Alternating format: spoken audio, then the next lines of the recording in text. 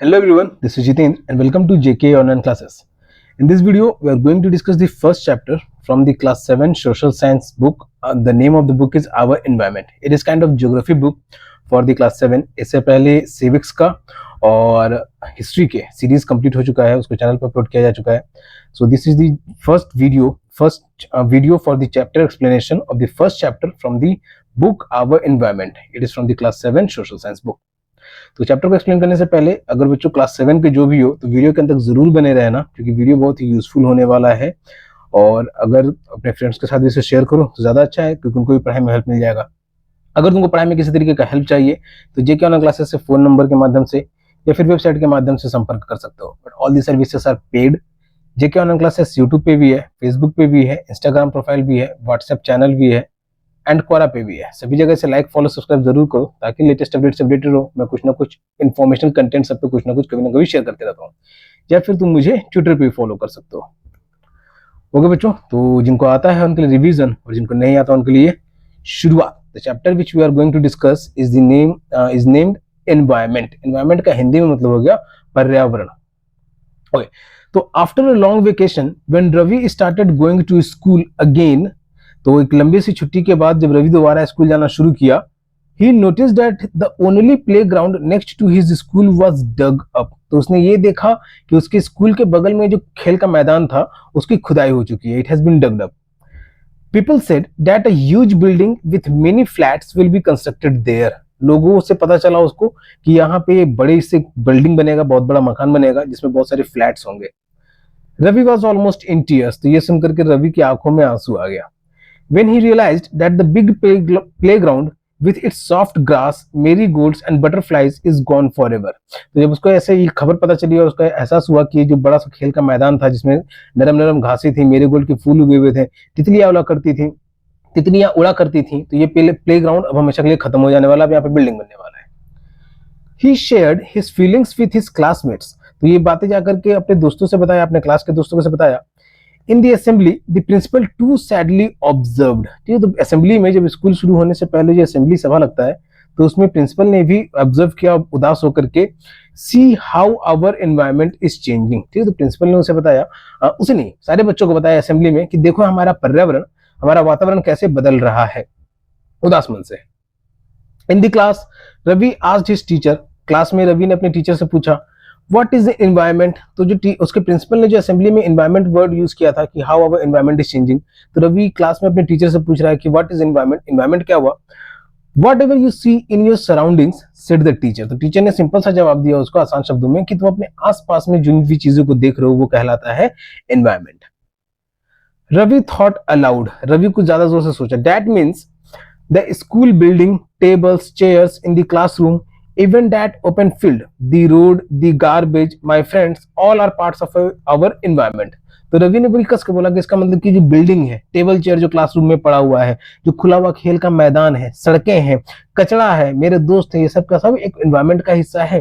तो जब टीचर ने कहा था उससे कि जो हम ये हमारे आसपास दिखता है तो वो सब एनवायरमेंट में आता है, उसे एनवायरमेंट कहा जाता है. तो रवि ने जिज्ञासा के साथ इन सब बातों को पूछा अपने टीचर से.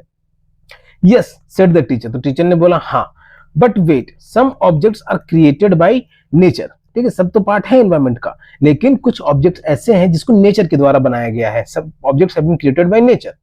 For example mountains, rivers, trees, animals. जैसे पहाड़ हो गए, नदियां हो गई, पेड़ पौधे हो गए, जानवर हो गए, they have been created by the nature. Others are made by people. For example roads, cars, clothes and books. और कुछ लोगों के द्वारा, इंसानों के द्वारा बनाए गए हैं, जैसे सड़क हो गया, कार हो गया, कपड़े हो गए और बुक्स हो गए. इसके अलावा टेबल, चेयर, फैन, ब्रिक, फिर फ्रूट का चार्ट अगर क्लासरूम में चिपका होगा तो उस तरीके की चीजें, बहुत सारी चीजें जो कि इंसानों के द्वारा बनाए गए हैं. तो कुछ एनवायरमेंट में पाए जाने वाले बहुत सारी चीजें जो हमारे आसपास है, तो बहुत सारे उसमें नेचर के द्वारा भी बनाए गए हैं और बहुत सारे उसमें मैन मेड भी है. Now work in pairs. तो यहाँ पे ग्रुप एक्टिविटी है. Make a list with your classmate sitting next to you. तो अपने क्लास में अपने तुम्हारे बगल में जो भी कोई बच्चा बैठा होगा तो उसके साथ एक ग्रुप बनाओ और एक लिस्ट तैयार करना है. तो किस चीज का रहेगा? Of the creations of nature and by human beings. The list will be of the creations which have been created by nature. पर्यावरण के द्वारा जो बनाया गया है या फिर इंसानों के द्वारा जो बनाया गया है. फर्दर, ऑलराइट, फर्दर नहीं, ठीक है, further Ravi, Paramjeet, Jassi, Mustafa, Asha were all excited about making the list. So all the friends who gathered to combine to prepare the list, so they all were excited to prepare the list. Why is our environment changing? हमारा पर्यावरण क्यों बदल रहा है, हमारा वातावरण क्यों बदल रहा है? Asked इकबाल ने ये सवाल पूछा. It's all because of our needs. और इसके बदलने का कारण है हमारी जरूरतें. They are increasing day by day. We are therefore modifying at times, even destroying our natural surroundings. The teacher replied. तो हमारी जरूरतें बढ़ते जा रही हैं, तो इसीलिए पर्यावरण पे बहुत सारा असर पड़ रहा है. इकबाल ने पूछा कि why is our environment changing, हमारा पर्यावरण क्यों बदल रहा है? तो ये सब हमारी जरूरत पे निर्भर करता है. तो हमारी जरूरतें जो है वो दिन पर दिन बढ़ते जा रही हैं, तो उसको मॉडिफाई करने की वजह से हमें नेचुरल सराउंडिंग्स को डिस्ट्रॉय करना पड़ता है. ठीक है, जैसे हम लोग सब जान रहे हैं कि ऑक्सीजन हमारे लिए जरूरत है, टंकी में भी ऑक्सीजन भर ले रहे हैं लोग, आगे चल के वही काम आएगा. ठीक है, पर्यावरण में पेड़ पौधे बचेंगे भी नहीं, ऑब्वियसली नहीं बचेंगे बच्चों. ठीक है, तो इसीलिए अब आज से 100 साल बाद हो, 200 साल बाद हो, लेकिन एक टाइम ऐसा आएगा कि ऑक्सीजन भी खत्म हो जाएगा, लोगों के पास बस टंकी में ऑक्सीजन रह जाएगा, लेकिन पेड़ पौधे नहीं रहेंगे. तो ये हमारी जरूरतें बढ़ती गई हैं. लोग पेड़ पौधे काट करके जंगल बना देंगे, रोड बना देंगे, अपनी जरूरतों के हिसाब से चीजों को बना देंगे, तो पर्यावरण पे तो असर पड़ेगा ही. तो ये मॉडिफिकेशन भी हो रहा है, डेवलपमेंट भी होते जा रहा है. तो हमारी जरूरतों के कारण है कि हमारा पर्यावरण जो है वो खत्म होते जा रहा है. From the above conversation you understand that the place, people, things and nature that surround any living organism is called environment. ऊपर के डिस्कशन से ये पता चलता है कि कोई भी चीजें, वैसी चीजें, चाहे वो जगह हो, लोग हो, चीज हो, या फिर पर्यावरण खुद क्यों ना हो, जो लिविंग ऑर्गेनिजम्स से भी जो लिविंग ऑर्गेनिज्म को सराउंड किए हुए है.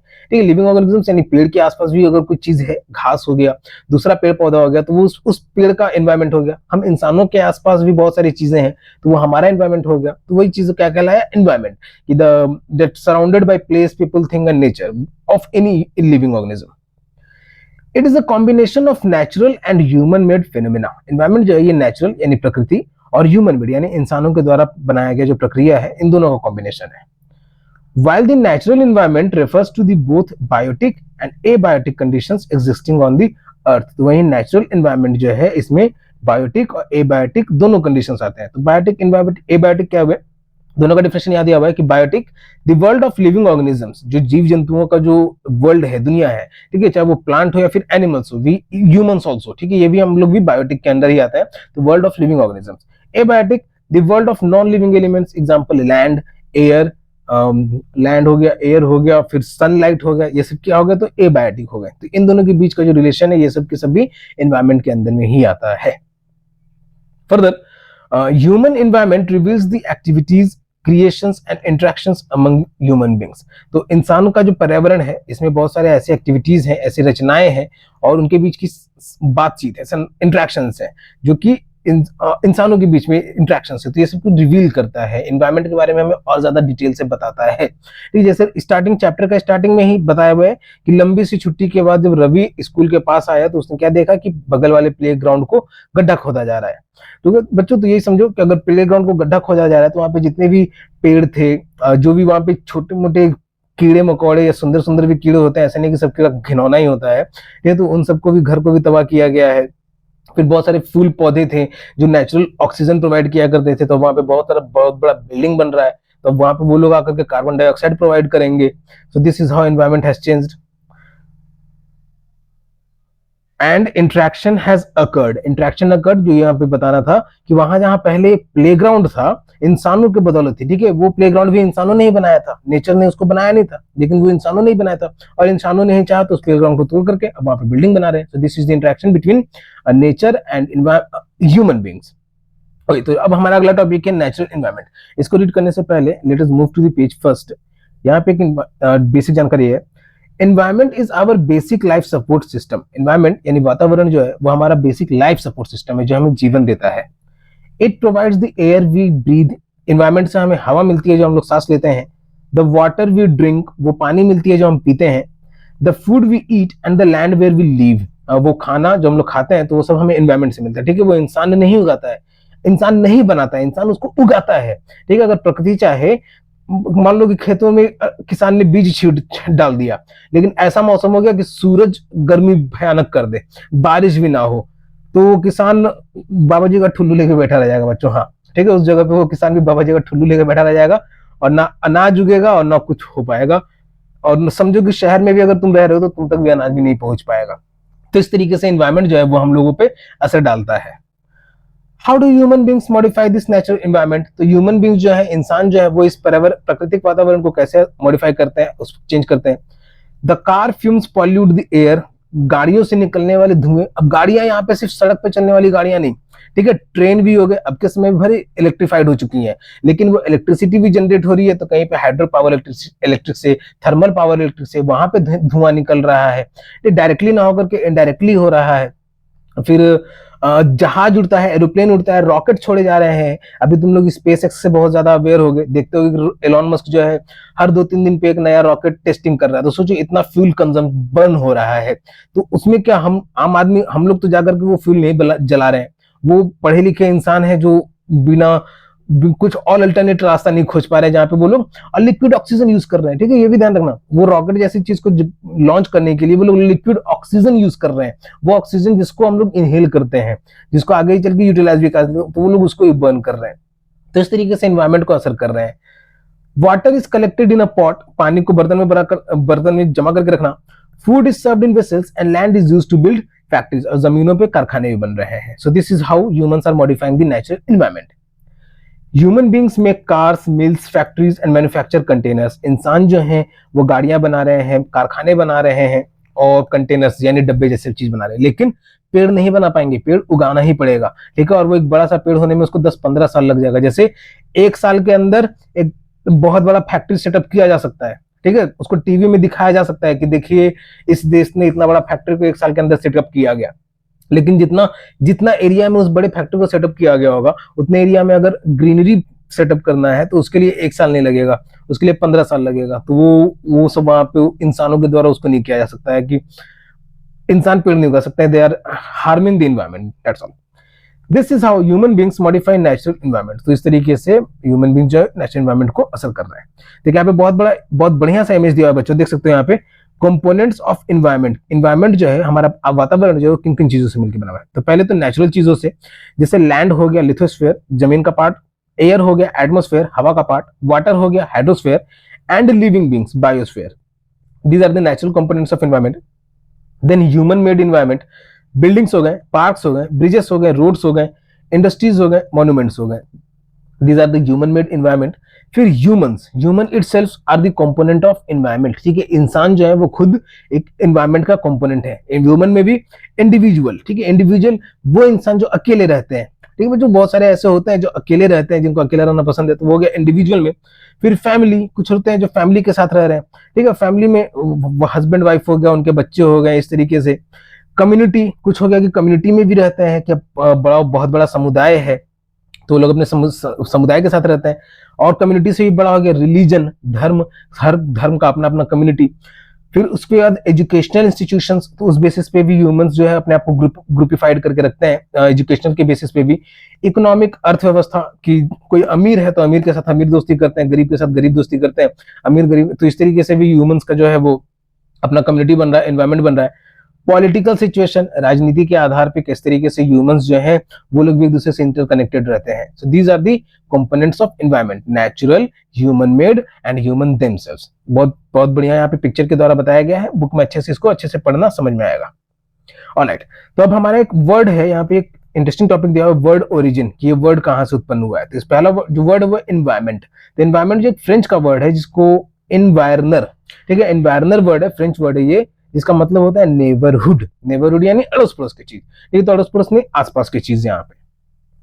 फिर लेट्स डू, कुछ एक्सपेरिमेंट जैसा चीज यहाँ पे, let's do, look at your surroundings, अपने आसपास देखना, make a list of uses that the land in your neighbourhood is being put to. ठीक है, तो तुम्हारे आसपास के अड़ोस पड़ोस की चीज की जमीन के बारे में देखना कि वो किस इस्तेमाल में लाया जा रहा है। ठीक है, कि हो सकता है वहां पे पार्क बना हुआ हो, स्कूल बना हुआ हो, हॉस्पिटल बना हुआ है, तो वो जो जमीन है तुम्हारे आसपास में वो किस चीज के इस्तेमाल में लाया जा रहा है। तो ये एक्टिविटी है, तुमने परफॉर्म करना है इसको आपस में मिल करके। एक और एक्टिविटी है लेट्स डू, जिसमें क्या कहा जा रहा है कि where does the water you use in your home and school come from. ये पानी जो तुम लोग अपने घर पे या स्कूलों में इस्तेमाल करते हो वो कहां से आता है। Make a list of different uses of water in our daily life. पानी का अलग अलग इस्तेमाल क्या है हमारे डेली लाइफ में, तो उसकी यूजेस का भी list banana. Have you seen anyone wasting water, how, क्या तुमने किसी को कभी पानी बर्बाद करते हुए देखा है, और देखा है तो कैसे। ओके, तो ये भी डिस्कस करना आपस में, इसको परफॉर्म करना। थर्ड, लेट्स डू एक और एक्टिविटी टाइप है यहाँ पे।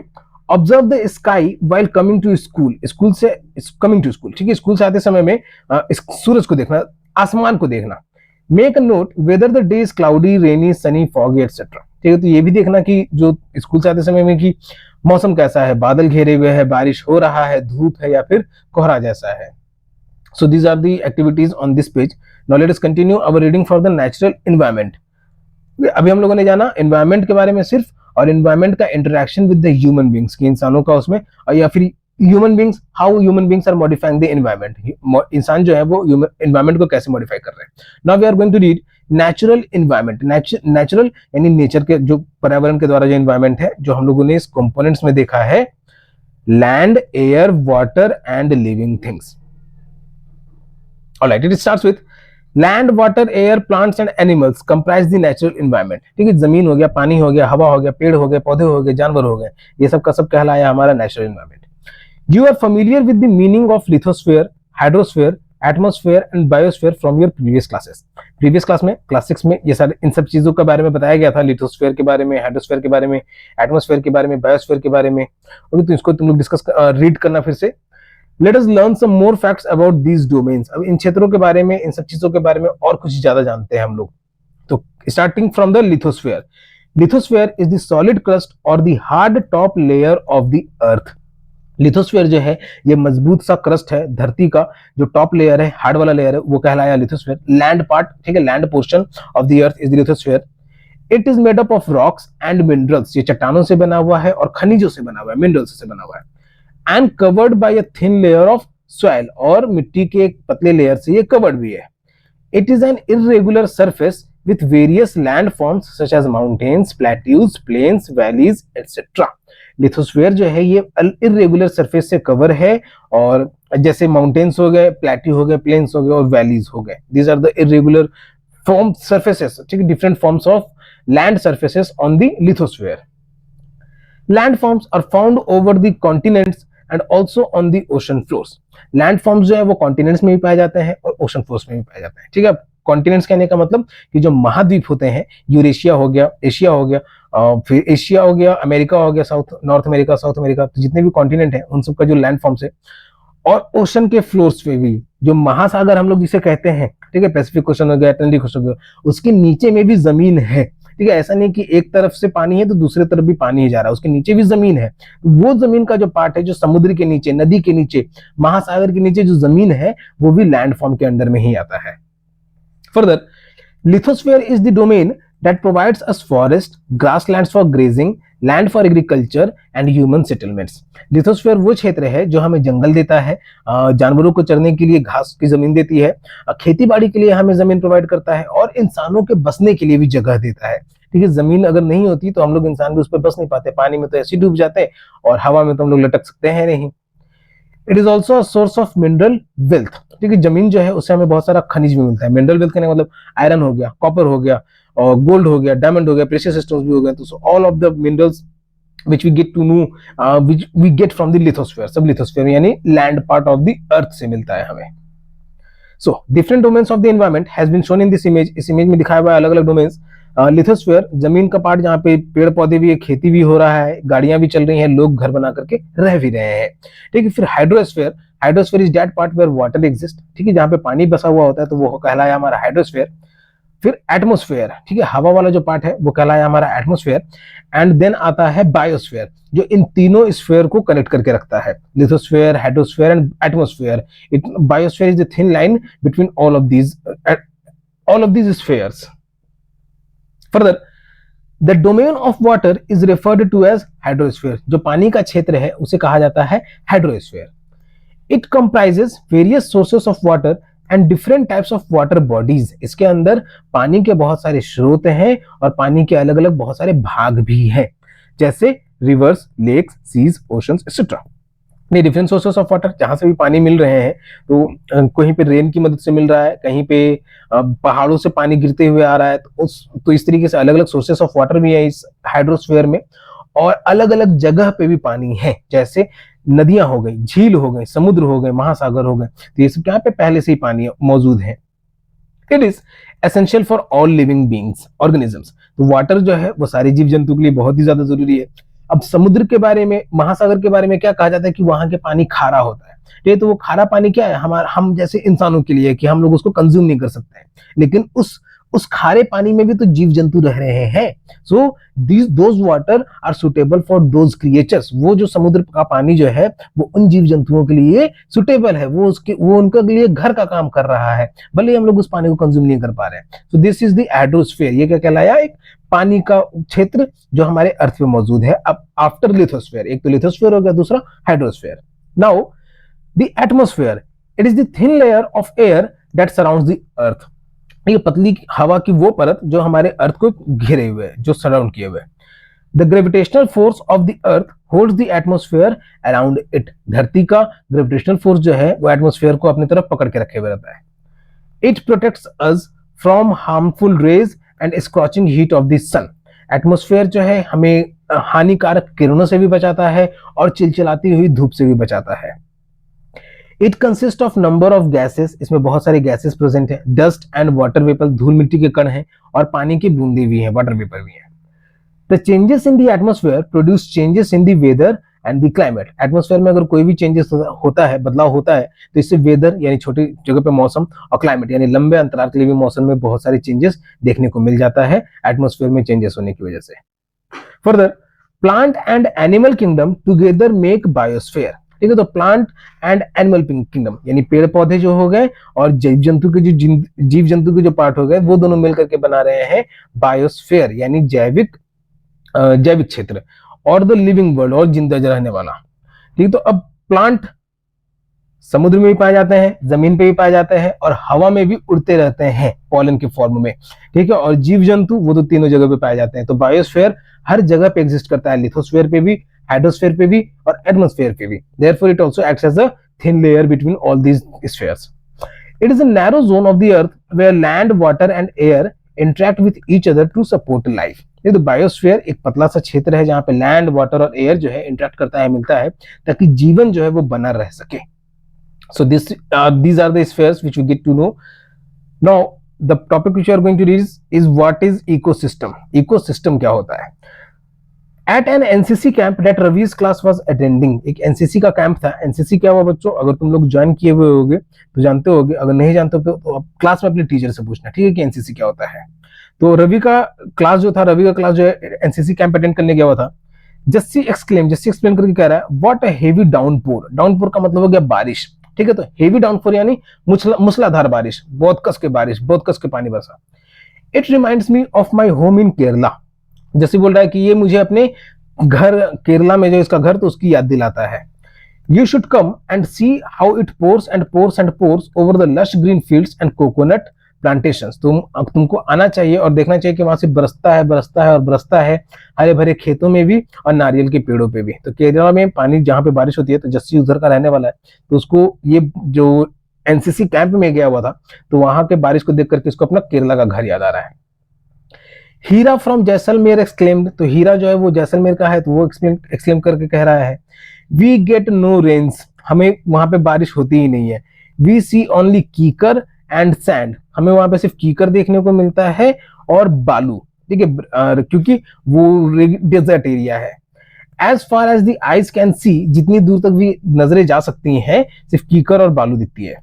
But you also find camels, said Ravi. तो रवि वहां पे टोक करके कह रहा है, लेकिन वहां पे ऊंट भी दिख जाएंगे। Heera says, not just camels. ठीक है, सिर्फ ऊंट भी नहीं। If you visit our desert, अगर तुम हमारे रेगिस्तान को घूमोगे, you will see snakes, lizards and many insects too. ठीक है, तो अगर तुम वहां पे रेगिस्तान में घूमोगे तो तुमको वहां पे सांप भी मिलेंगे, छिपकली भी मिलेंगे, और बहुत सारे कीड़े मकोड़े भी मिलेंगे। रवि वंडर्ड, रवि चौक करके कह रहा है, what do the animals, the vegetation and the way people live vary from place to place. Okay, तो why do the animals, vegetation and the way people live, तो जो जानवर हो गए, वहां के वेजिटेशन होंगे, फसलों का उपज हो गया, ठीक है, सिर्फ फल पौधे नहीं, वेजिटेशन में सिर्फ फल सब्जी नहीं आएंगी, फसलों का उपजना भी आएगा, कल्टीवेशन वाले भी प्रोडक्ट्स आएंगे। तो वो जो है, और लोग भी हैं, तो वो अलग अलग जगह पे उनमें अंतर क्यों दिखता है, ठीक है। अब अंतर कैसे बच्चों, ये समझना कि राजस्थान में जो है चिलचिलाती हुई गर्मी रहती है, और तो वहां का पहनावा भी उस तरीके का है कि हवादार रहे, और वहीं जहाँ पे सबसे ज्यादा ठंडा है, जैसे जम्मू कश्मीर वाले क्षेत्र में, तो वहां का पहनावा वैसा है कि जहाँ पे ज्यादा शरीर में गर्मी बना रहे। तो इसलिए तो एनिमल्स हो गए, जीव जंतु में अंतर दिख जाता है, फसलों में अंतर दिख जाता है, और लोगों में भी अंतर दिख जाता है अलग अलग जगहों पे। Are they all related to each other, क्या सब के सब एक दूसरे से कुछ रिलेटेड हैं, कुछ संबंध बना हुआ है लोगों में? ओ yes, very much so, the teacher replied, तो टीचर ने जवाब दिया कि हाँ, एक तरीके से देखा जाए तो हाँ। All plants, animals and human beings depend on their immediate surroundings, जितने भी पेड़ पौधे हो गए, जानवर हो गए या इंसान हो गए, तो वो अपने आसपास की चीजों से बहुत प्रभाव पड़ता है उनपे, सब उनपे निर्भर भी रहते हैं। अब आसपास की चीजों पे समझ लो बच्चों कि पहले तुम लोगों को जैसे पिछला क्लास में, क्लास 6 में जो सब्जेक्ट पढ़ना था, नई चीजें सीख रहे थे, तो आसपास की चीजों को ही कॉमन एग्जांपल लेकर के बताया जा रहा था, तो वो इंसानों ने भी आसपास की चीजों को ही समझते हुए ही डेवलपमेंट करते गया। जैसे लोगों ने अगर फसल भी उपजाया, तो अपने आसपास की चीजों, अपने आसपास के फसलों को पहले देखा कि ये कैसे उगा होगा, ये खाने लायक है कि नहीं लायक है, तो इस तरह की चीजों को उन लोगों ने ऑब्जर्व किया, अपने इमीडिएट सराउंडिंग्स को, फिर जाकर के इवोल्यूशन होते रहा। Often they are also interdependent on each other, और यहाँ तक कि plants, animals and human beings सब के सब एक दूसरे पे इंटरडिपेंडेंट भी हैं। मतलब कि ह्यूमन बींग, उनको ऑक्सीजन चाहिए तो ऑक्सीजन मिलेगा प्लांट्स से, फूड चाहिए तो फूड मिलेगा प्लांट्स से, ठीक है। और कई जगह पे एनिमल्स को भी सोर्स ऑफ फूड बना लेते हैं, लेकिन वो हर जगह पॉसिबल नहीं हो पाएगा, क्योंकि एनिमल ताकतवर रहेगा तो वहां पे इंसान को ही मार देगा, भले उसको खाता नहीं होगा, ठीक है, भले वो एनिमल शाकाहारी होगा, लेकिन वो मारने से चूकेगा नहीं, पर वो सो इंटरडिपेंडेंट है सब एक दूसरे पे। This relation between the living organisms as well as the relation between the organisms and the surroundings form an ecosystem, तो ये जो रिलेशन है लिविंग ऑर्गेनिजम्स के बीच में और सारे ऑर्गेनिजम्स जो हमारे उस लिविंग ऑर्गेनिजम्स के आसपास में है, उसे कहा जाता है ecosystem. There could be an ecosystem of large rainforest, grassland, desert, mountain, lake, river, ocean and even a small pond. Ecosystem जो है यानी वहां पे जो भी इंसान बसे हुए हैं, तो वो इकोसिस्टम जो है बड़े से बड़ा एक जंगल का भी हो सकता है, एक ग्रास लैंड का भी हो सकता है, प्लेन एरिया का भी हो सकता है, रेगिस्तान का भी हो सकता है, माउंटेनियस रीजन्स का भी हो सकता है, पहाड़ी क्षेत्र का, लेक झील वाले जगह का, नदी के आसपास का, महासागर के आसपास का, या फिर छोटे से तालाब का भी हो सकता है। The different kind of ecosystems can be formed and exist, they also exist. Okay, do you think the park in which Ravi and his friends played formed an ecosystem, तुमको लगता है कि जो जिस पार्क में रवि और उसके दोस्त खेला करते थे, जो उसके स्कूल के पास में था, जहां पे बिल्डिंग बन रहा है, क्या वो किसी इकोसिस्टम का पार्ट है? तो ऑब्वियसली वो एक इकोसिस्टम का पार्ट होगा, डिपेंड करता है कि उसके आसपास में कैसा सराउंडिंग है, तो उसके बाद इसका आंसर दिया जा सकता है। ऑलराइट, अब हम लोग जो टॉपिक पढ़ने जा रहे हैं वो है ह्यूमन एनवायरनमेंट। अभी हम लोगों ने क्या पढ़ा? Natural environment. अब हम लोग पढ़ने वाले हैं ह्यूमन एनवायरनमेंट। इसको स्टार्ट करने से पहले ऊपर में कुछ इंपॉर्टेंट पॉइंट थे, उसको हम लोग डिस्कस करेंगे। हियर ग्लोसरी इकोसिस्टम के बारे में कुछ ब्रीफ में दिया हुआ है कि it is a system formed by the interaction of all living organisms. Ecosystem वो सिस्टम है जो कि सारे जीव जंतुओं के द्वारा मिलकर के बनाया गया है, with each other and with the physical and chemical factors of the environment in which they live. ठीक है, तो एक दूसरे से मिलकर के या फिर फिजिकल और केमिकल फैक्टर्स भी जो इस एनवायरनमेंट में मिले हुए हैं, जिस एनवायरनमेंट में ये लोग रह रहे हैं, all linked by transfer of energy and material. All of these living organisms, or even if they are not living, then their transfer of energy and material is being happening in this ecosystem, especially among the living organisms, plant and humans and animals. Okay, एक और activity यहाँ पे, sketch or bring photographs of your place like the students in this story. ठीक है, तो बच्चों ये जैसे यहाँ पे एक पॉन्ड का इकोसिस्टम दिया हुआ है, एक तालाब का इकोसिस्टम दिया हुआ है, ठीक है, बहुत सुंदर है। जानवर यहाँ पे हंस भी है जो है, ये गाय जैसे जानवर भी घास चर रहे हैं, हिरण भी है, शेर नहीं दिख रहा है, पर चिड़िया पेड़ पे बैठी हुई है, झरना नदी भी गिर रहा है, ये इकोसिस्टम बना रहा है। डू यू नो, एक इंटरेस्टिंग फाइंड है यहाँ पे कि on 5 June every year the world environment day is celebrated. तो ये जीके का पॉइंट है बच्चों कि 5 जून को वर्ल्ड एनवायरनमेंट डे मनाया जाता है। ठीक है, world environment day celebrated on 5 June every year. एक और इंपॉर्टेंट सिस्टम है बार्टर सिस्टम। ठीक है, इंपॉर्टेंट टर्म है बार्टर सिस्टम, इसके बारे में हम लोग ह्यूमन एनवायरनमेंट में पढ़ेंगे अभी। तो barter system, it is a trade in which goods are exchanged without the use of money, barter system वो सिस्टम है जिसमें चीजों का एक्सचेंज होता है बिना पैसा के लेन देन के। अगर चीजों का लोग एक दूसरे का सामान एक्सचेंज करते हैं, उसमें पैसा का इन्वॉल्वमेंट नहीं होता है, जरूरत की चीजों को आपस में ही बदल लेते हैं, उसे कहा जाता है barter system. Alright, let's do, इसको हम लोग बाद में रीड करते हैं। अब हमारा टॉपिक स्टार्ट हो रहा है ह्यूमन एनवायरनमेंट, ठीक है, इंसानों का पर्यावरण, वातावरण। तो human beings interact with the environment and modify it according to their need. इंसान जो है वो पर्यावरण से इंटरेक्ट करता है, उनको समझता है और उसको मॉडिफाई कर देता है अपने जरूरत के अनुसार, ठीक है। और इंसान कर रहा है बच्चों, ठीक है, इन्वायरमेंट इंसानों से इंटरेक्ट नहीं करता है। इन्वायरमेंट जब मॉडिफिकेशन करता है तो इंसान इंटरेक्ट करने लायक ही नहीं बचते हैं। Early humans adopted themselves to the natural surroundings. पहले के जो ह्यूमंस थे, जो इंसान थे, वो अपने नेचुरल सराउंडिंग्स के अनुसार वो लोग अडॉप्ट हो गए थे। लाइक अगर सब बहुत पहले का ले, ठीक है, तो पहले के लोग किस में रहते थे? केव्स में, ठीक है, केव पीपल के समय में। तो वो क्या था, अपने नेचुरल सराउंडिंग्स के अनुसार उन लोगों का घर था वो। They led a simple life and fulfilled their requirement from the nature around them. वो लोग एक सादा जीवन जिया करते थे और अपनी चीजों की, अपनी जरूरत की चीजों को अपने पर्यावरण से ही ले लिया करते थे, हासिल कर लेते थे। And without harming the environment, ये भी बता दूं बच्चों कि विदाउट हार्मिंग द एनवायरमेंट, पर्यावरण को बिना नुकसान पहुंचाए भी। With time needs grew and became more varied. तो समय के साथ जरूरतें भी बढ़ती गई और बहुत सारी विविधता भी बढ़ती गई। अब जरूरतें बढ़ती गई, मतलब कि जब से पहिए का इन्वेंशन हुआ तो लोगों ने उसको गाड़ी का बनाना शुरू कर दिया। तो बस ये समझो कि जैसे जैसे जरूरतें बढ़ती गई तो विविधताएं भी बढ़ती चली गई। Human learns new ways to use and change environment. इंसानों ने नए नए तरीके सीखे पर्यावरण को इस्तेमाल करने का भी और उसको बदलने का भी। They learn to grow crops. उन लोगों ने अनाज को उगाना सीखा। Domesticate animals and lead a settled life. जानवरों को पालना सीखा और एक सेटल्ड लाइफ जीने का भी सोचा। The wheel was invented. पहिए का आविष्कार हुआ। Surplus food was produced. ठीक है, इतने अनाज उगाए जाने लग गए कि लोगों के पास रखने का भी जगह कम पड़ जाता था। Barter system emerged. लोग एक दूसरे से सामान का आदान, जरूरत की चीजों के सामान का लोग एक्सचेंज करने लग गए थे बार्टर सिस्टम की मदद से। Trade started and commerce developed. व्यापार बढ़ने लग गया और इसकी मदद से कॉमर्स का भी डेवलपमेंट हुआ। सो this is how humans modified according themselves. Humans modified themselves as per the need and as per the need, बस इसको ये समझो, as per the need, harming the environment। अभी भी environment को भी हार्म पहुंचता है। पर industrial revolution enabled large scale production.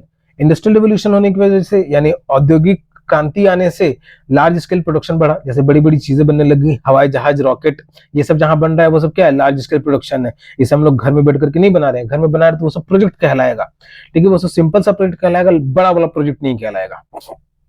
Transportation became faster. यातायात जो है वो बहुत तेज हो गया था। अब के समय बुलेट ट्रेन भी चलती हैं। Information revolution made communication easier and speedy across the world. संचार की व्यवस्था जो हुई, क्रांति हुई, संचार में जो क्रांति आया तो उससे लोग कम्युनिकेशन कर पाए दूर दूर तक और तेजी से। ठीक है, अभी हम लोग जहां पे भी तुम होगे वहां पे बैठे बैठे उस कितनी भी दूर पे बात कर सकते हो अगर तुम्हारा कोई जान पहचान का रह रहा है। Have you ever thought why you love eating a juicy watermelon in summer and hot roasted peanuts in winter? ठीक है, तुमने कभी सोचा है कि तुमको वो रस भरा तरबूज गर्मी में खाने में क्यों पसंद आता है और वो भूंजा हुआ बादाम जो है वो सर्दियों में क्यों खाना पसंद है? तो ऑब्वियस बात है, perfect balance is necessary between the natural and human environment. एक परफेक्ट बैलेंस होना चाहिए ह्यूमन और नेचुरल एनवायरनमेंट के बीच में। Humans must learn to live and use their environment in a harmonious way. This word is the harmonious way, यानी शांति प्रिय ढंग से, कि इंसानों को सीखना पड़ेगा जीने के लिए और अपने एनवायरनमेंट के साथ शांतिपूर्ण से रहने के लिए। नूरी, a girl from Mizoram, from Ravi's class, often talks about the lush green surroundings of her place. तो नूरी एक लड़की है जो कि मिजोरम की रहने वाली है, वो रवि की क्लास में पढ़ती है, तो वो अपने जगह के बारे में बताती है कि वहां पे कितनी हरियाली है। Seeing Ravi upset at having lost his playground, तो जब रवि को उसने उदास देखा कि उसने उसका प्लेग्राउंड जो है वो छिन रहा है सबसे, नूरी invited him to visit her home state during the coming vacation। तो नूरी ने रवि को इनवाइट किया अपने राज्य में आने के लिए कि वहां की हरियाली को देखने के लिए। रवि's teacher asked the students to draw the landscape। Ravi के टीचर ने बच्चों से कहा कि एक लैंडस्केप बनाने के लिए। Houses and activities of the people and places they visit during the holidays. और फिर वैसे उन घरों को भी बनाओ, उन एक्टिविटीज को भी बनाओ जो लोग कर रहे हैं, जहां पे तुम घूमने गए थे तो वहां पे तुमने देखा था। ऑलराइट, तो बच्चों अगर तुम लोगों ने, अगर तुम्हारे स्कूल से ऐसा प्रोजेक्ट मिला है, टीचर बनाने के लिए देते हैं, और तुम लोग को अगर कहीं घूमने का मौका मिला है, तो आप उस जगह के बारे में जरूर बनाना ड्राइंग में। और यहाँ पे लेट्स डू, ठीक है, एक लेट्स डू था तो इसको अब कंप्लीट कर लेते हैं। Talk to some elderly person in your neighbourhood, अपने अड़ोस पड़ोस में किसी बड़े से बात करना। एंड कलेक्ट इन्फॉर्मेशन अबाउट, और कुछ जानकारियां इकट्ठा करनी है, किसके किसके रिगार्डिंग। तो द ट्रीज इन हिज और her neighbourhood when he she was your age, तो उसके अड़ोस पड़ोस में कौन कौन सी पेड़ थी जब वो तुम्हारे एज का था, उससे पूछने के लिए। The indoor games he she played, indoor games उसने जो खेला होगा। His her favourite fruit at your age, तुम्हारे उम्र का जब वो था तो उसका फेवरेट फल कौन सा था।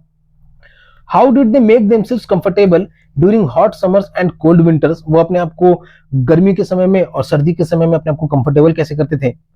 Display your answers on a wall bulletin board, और अपने आंसरों को एक वॉल पे या फिर बुलेटिन बोर्ड पे भी स्टिक करना। सो this is kind of a project work, let's do. इसको करना बच्चों तुम लोग अपने से।